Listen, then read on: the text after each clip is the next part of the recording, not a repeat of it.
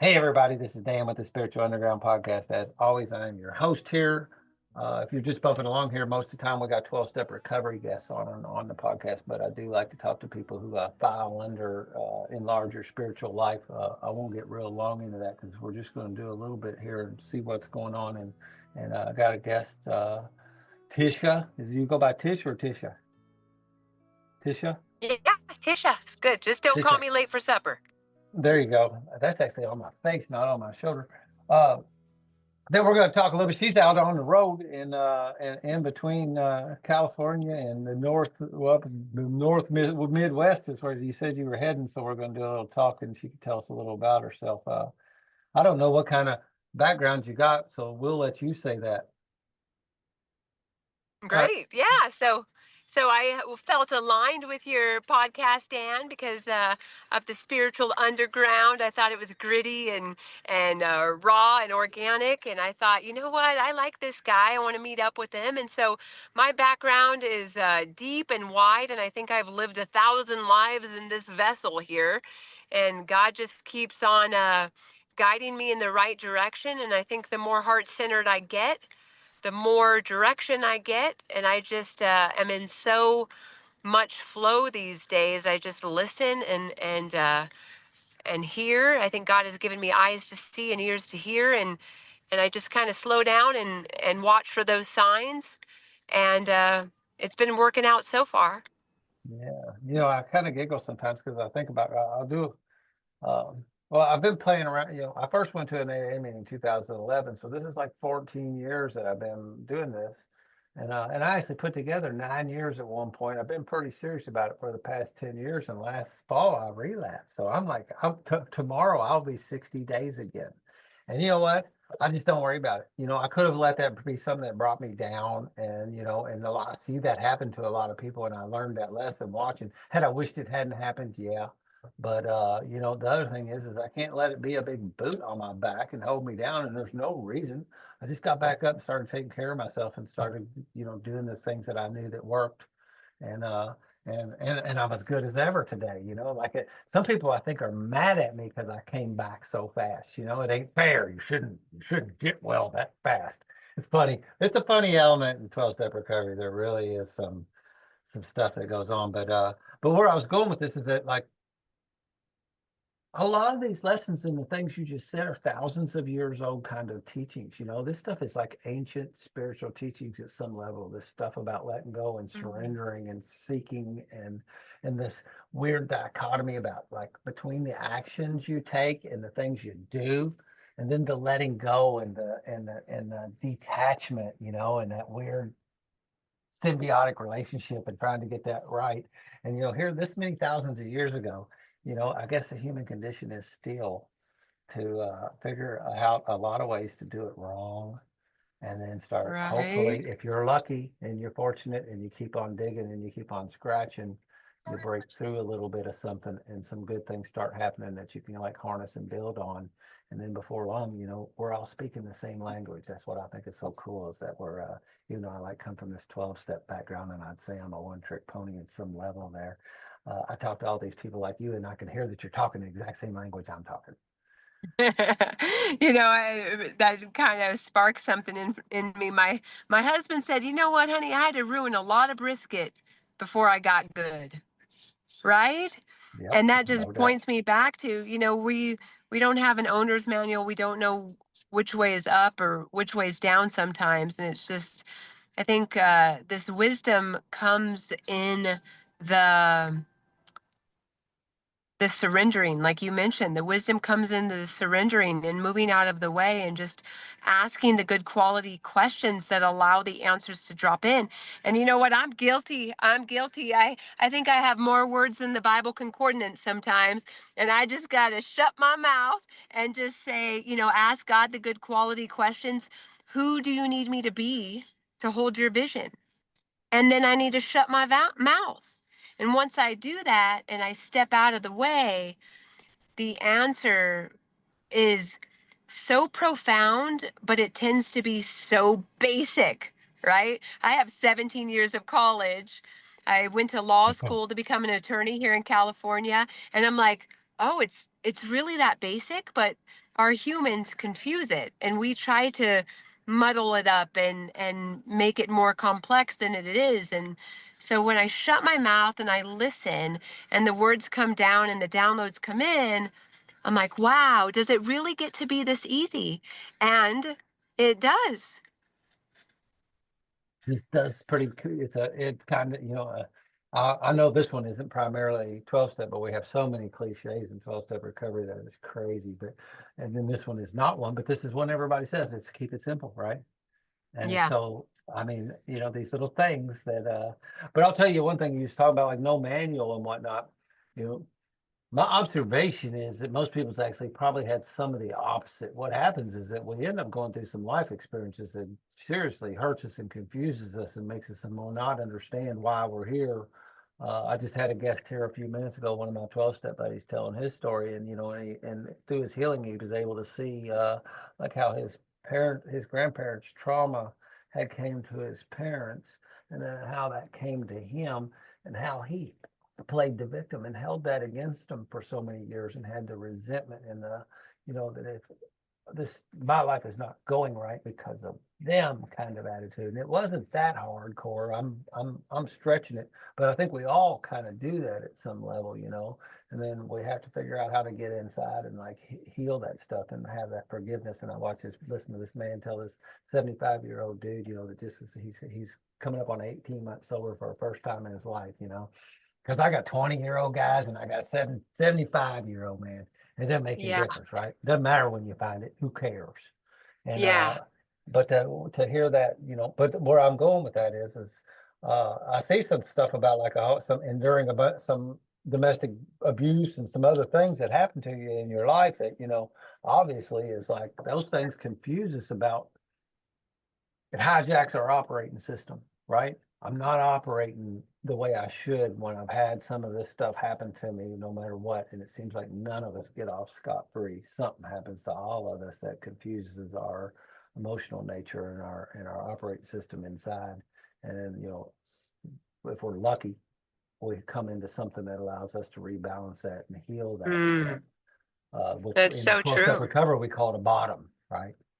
We hit a bottom, and then we have to go, okay, well, there's no place to go from here but up, and have that spot in our lives. What was your spot in your life that caused you to go, hmm? Yeah, I think God gives you the feather and you don't listen, and then God gives you the brick and you don't listen, and then God runs you over with the truck and said, "Are you going to listen now?" So, Yeah. I had three relationships in the past, and the last one was the worst. And I was a stellar senior ops manager at my work. I was running, I don't know if you know the ice road truckers, but I was Hmm. running trucks into the Alaska border. I was the boss on top. I was senior ops manager. I was running 400 trucks. My work life was amazing. I was making more money than I'd ever thought possible. And my home life was the bottom. And so when I decided to leave, I didn't know about a safety plan, and that's when things got worse. And so went through the family court. My kids were legally kidnapped from me through the family court, and the recommendations and the legal arguments that were made to run a smear campaign just didn't make sense. And so that said, you know what? I'm going to go to law school and I'm going to figure this out. And so I did exactly that. And so I went Wow. to law school to get my Juris Doctor and to figure it out. And Dan, boy, did I figure it out there. And the systems have been broken for a long, long time. And when I was so stupid to bring my private affairs, and I teach people this, um, there's the private side of life and there's the public side of life. And when I brought my private affairs into the public, of course they're going to harvest you. These systems are broken and they're not meant to help. And so when I look at, you know, all the systems, they've been compromised. And so I found the remedy when I could no longer walk and I was crying and I was missing my children and the smear campaign was so thick. And I'm like, okay, just because everyone believes these lies don't make them true. I could no longer walk and I had to kneel. And so what I did was I kneeled and I prayed and I asked for guidance and help and clarity. And um, it was in the solstice of believing that the life that I was living wasn't the life that I had signed up for. And going back to the wisdom keepers and the wisdom in this is when I looked at my ancestral lineage and realized that my mother and father were in the most contentious family law divorce in American history, I had to clean that up. But the reframe came in the fact that I am who my ancestors have been waiting for. All of them. What do they say? There's 346,000 ancestors that had to come before me to even make me made.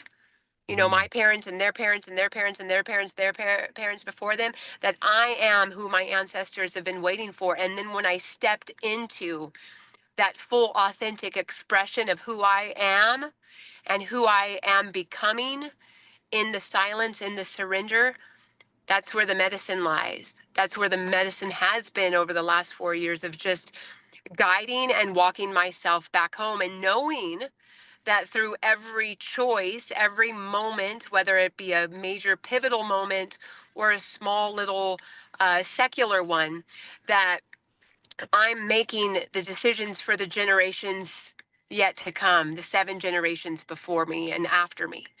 And I'm clearing up all of that, and I'm laying a foundation for my grandchildren's grandchildren's grandchildren. And so I just Yeah. became a #1 best-selling international author for All my book, right. The Wisdom of the Trees. And so this book is so spiritual and it's such a heart offering to my community and my family and the world, because what it illustrates is we can pull in the wisdom from these ancestral beings, the trees that have been here for centuries, and pulling that in and leaving my legacy for these children to come to say, wow, grandmother, she was awesome. She was a jet setter. She was the one to pave the way before us. And so, because of what she did for us, I am who I am now. And I don't think that my parents were empowered to do the same thing. I think they were just merely, back in the 70s, they were just merely surviving, let alone thriving. Yeah. So looking at the fact that I am who my ancestors say, or I am who my ancestors have been waiting for, it just makes things so exquisite and so exciting to be alive, to share my medicine and walk people back home to themselves. I love that. I really do. Yeah. I've always, I don't know how literal you mean about the trees, but I have a buddy and he just flew from here to Las Vegas and took his kids on a big trip around out that way and went to the big parks. And he knows my love for big trees. And of course he took pictures of his children and video up in the redwood forest around those trees, because he sent them to me special because he knows. And I got a little piece of property out here and it's not trees anywhere in that ballpark, but I got a couple big ones out there that there's something about sitting beside them, and I spend time with them when I'm down there, like a friend almost. I like to sit on them.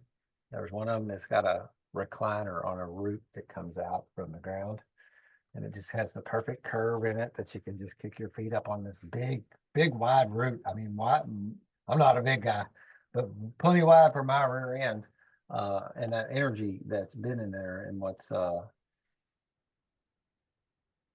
you think about our little short pieces of life, and I have no idea how old this big chinkapin oak tree is out there, but I know that me and 4 or 5 of my friends couldn't wrap our arms around it. There's no way it's that big, there's something to it, and it's interesting that I didn't There catch is that in here something about to the it. wisdom of the trees. There is, and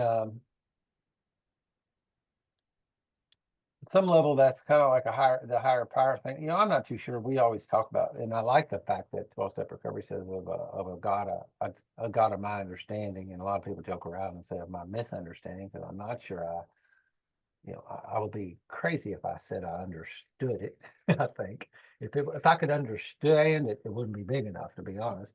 But what I feel, and my guest today again was talking about that, he feels this energy field everywhere he goes at some level, and it's in permeate now. It can permeate him and be in him. Where at one point he felt like he had some kind of shield that wouldn't let it in, you know. And doing this work and the healing work has allowed it to like permeate him, and then even Mm. better than that, then radiate it back out, you know. And I feel that coming out of most living things in the world. The this planet is nothing but life, you know, most places.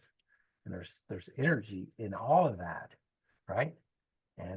Yeah. And you can get in touch with that in some weird way, you know. And it's, you know, I don't know, we used to tease around about tree huggers and other kinds of, you know, and there's all kinds of people casting their stones in different directions about people that think certain things about green and nature and whatever. But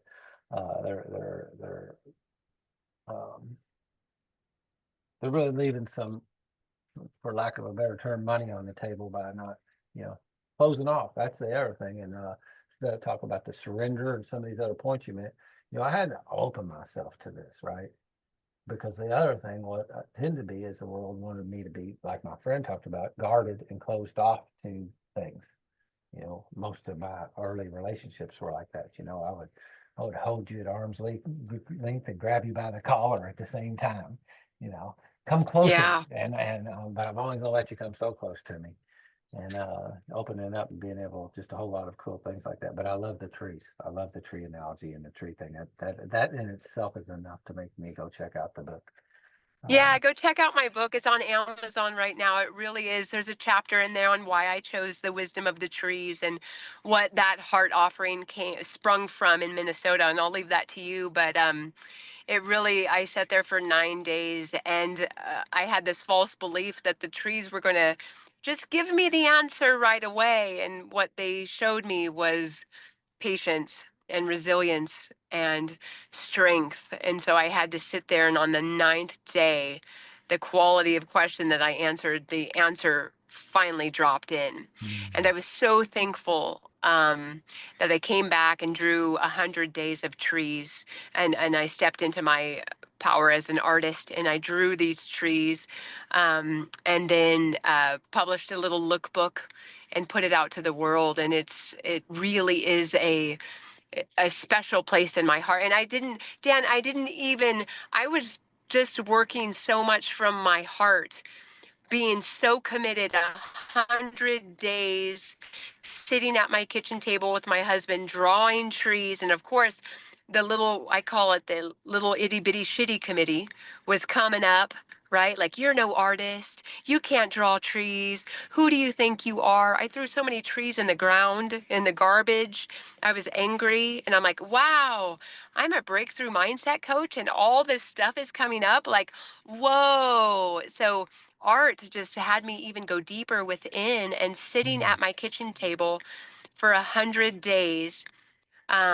No AI was used in this book. It's all organic.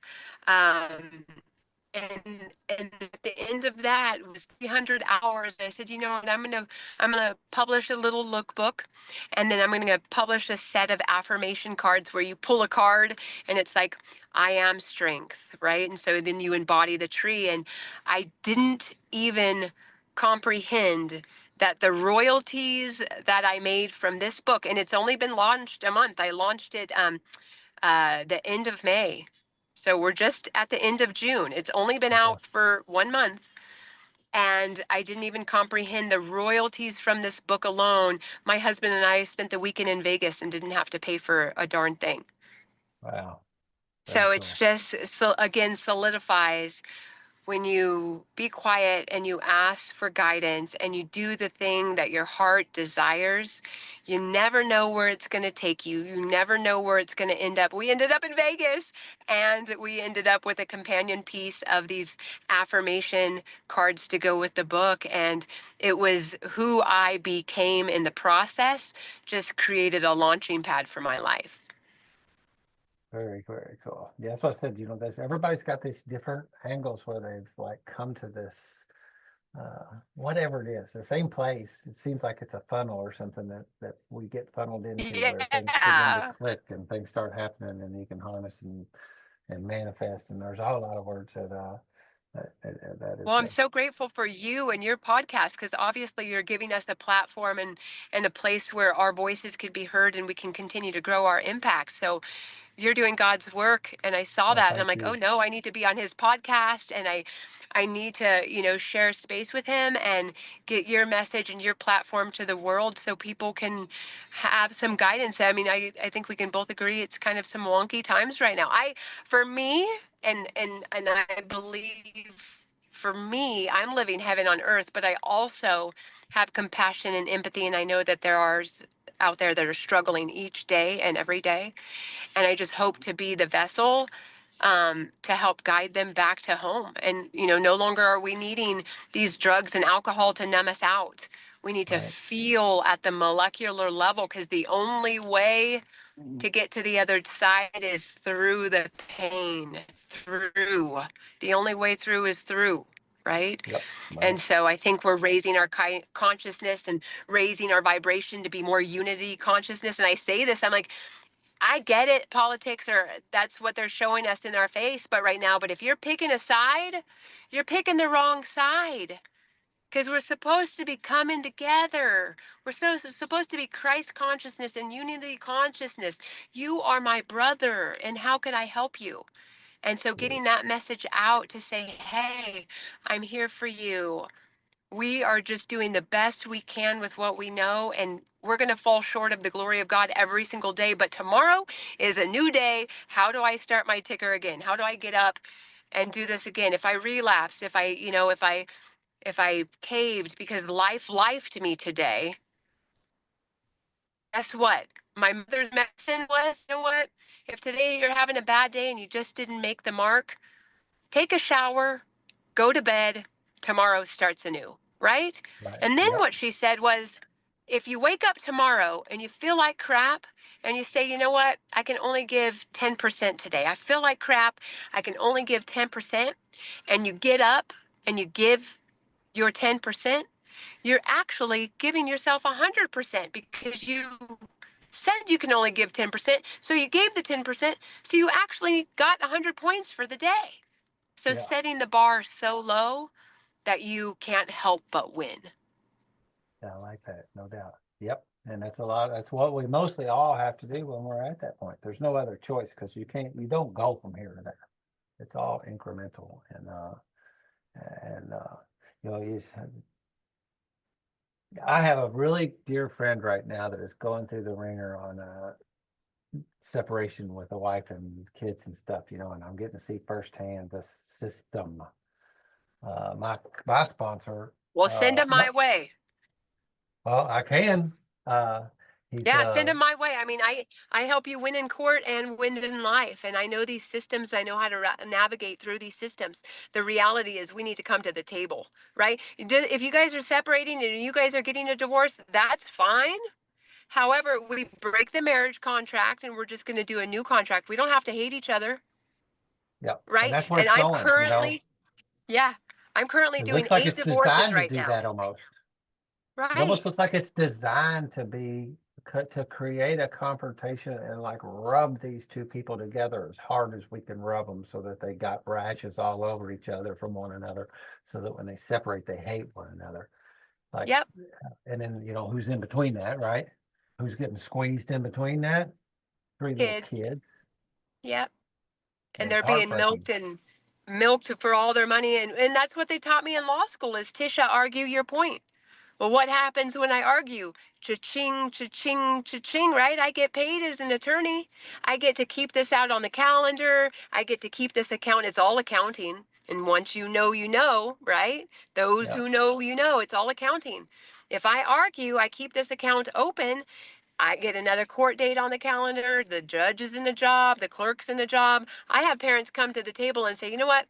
There's no fighting. There's no controversy before the court. There's no controversy before the court. We had a marriage contract. Our vibrations don't match anymore. For whatever reason, we're going to break that marriage contract and we're just going to do a new contract. So I help parents come to the table and figure this out on the private sector of life and not take it to the public. Mm. Now, if they like to argue, this divorce is going to be open 8 to 10 years and they'll keep it open. But I come in with a different perspective and I say, we're not here to argue. Okay, you're going to keep one house. She's going to keep one house. You're going to keep one car. You're going to keep one car. You guys are going to share the kids. Good, good, good. Now, I do understand and I'm sensitive to the fact that these guys who have, these narcissists, and I hate putting out the word narcissist because I think these times that word kind of gets overused.